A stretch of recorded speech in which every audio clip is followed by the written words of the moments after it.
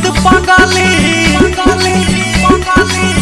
हंस मत पगली रे प्यार हो जाएगा, तेरा दिल भी रंजितवा का फैन हो जाएगा। हंस मत पगली रे प्यार हो जाएगा।